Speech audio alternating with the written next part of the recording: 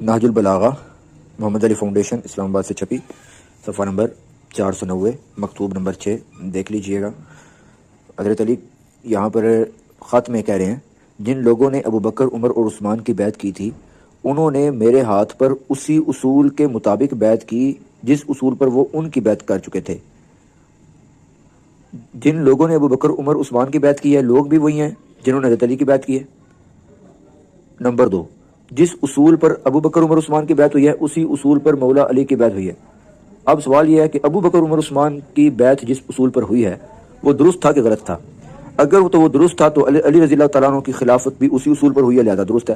اگر وہ غلط تھا تو یہ کیسے صحیح ہے؟ ٹھیک ہے، اور اس کی بنا پر جو حاضر ہے اسے پھر نظر ثانی کا حق نہیں، اور جو بر وقت موجود نہ ہو اسے رد کرنے کا اختیار نہیں۔ جو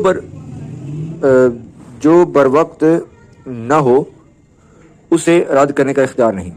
شورا کا حق، شورا کا پتہ ہے کس کو کہتے ہیں؟ خلیفہ جو مقرر کرتی ہے۔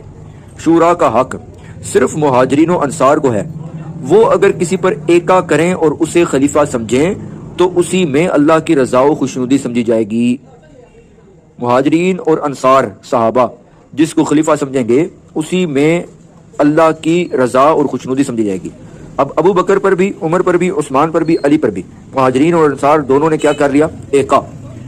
ایکا، تو اسی پر اللہ کی رضا و خوشنودی سمجھی جائے گی۔ ٹھیک ہے، اور حضرت علی کہہ رہے ہیں اسی اصول پر میری بھی بیعت ہوئی ہے، جس اصول پر ابو بکر، عمر، عثمان کی بیعت ہوئی ہے کہ مہاجرین اور انصار کا اتفاق تھا۔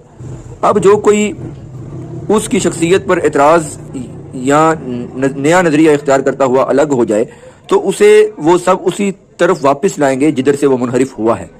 اب اگر کوئی کہے کہ یہ اصول ٹھیک نہیں ہے اور جس پر مہاجرین و انصار کا ایکا ہو گیا ہے، میں اس کو خلیفہ نہیں مانتا، اس کی شخصیت پر اعتراض کر رہا ہے یا نیا نظریہ اختیار کر رہا ہے، تو پھر وہ الگ ہو گیا ہے، تو پھر پچھلے سارے جو ہے نا اس کو واپس اسی طرف بلائیں گے جدھر سے وہ پھرا ہے۔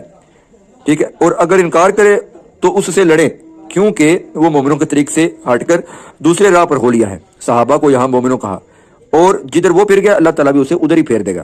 اب یہ بتائیں کہ ابو بکر، عمر، عثمان کی خلافت جس اصول پر ہوئی تھی اسی اصول پر مولا علی رضی اللہ تعالیٰ عنہ کی بیعت ہوئی، جس اصول پر ابو بکر، عمر، عثمان کی بیعت ہوئی، اور جس پر مہاجرین نے ایکا کر لیا، انصار نے بھی ایکا کر لیا، اسی میں اللہ کی رضا اور خوشنودی سمجھی جائے گی۔ حضرت علی پر بھی ایکا کیا مہاجرین اور انصار نے، اور ابو بکر و عمر پر بھی کیا، تو ہم تو سب کو مانتے ہیں۔ نمبر 2، جس اصول پر ابو بکر، عمر، عثمان کی بیعت ہوئی تھی اسی ہی اصول کے مطابق انہی ہی لوگوں نے علی کی بھی بیعت کی جنہوں نے ابو بکر، عمر، عثمان کی بیعت کی تھی۔ تو اب بتائیں علی رضی اللہ تعالیٰ عنہ کی ذات پاک کا جس اصول پر خلافت ان کی قائم ہوئی، جس اصول پر ان کی بیعت کی گئی، وہ اصول درست تھا کہ نہیں تھا؟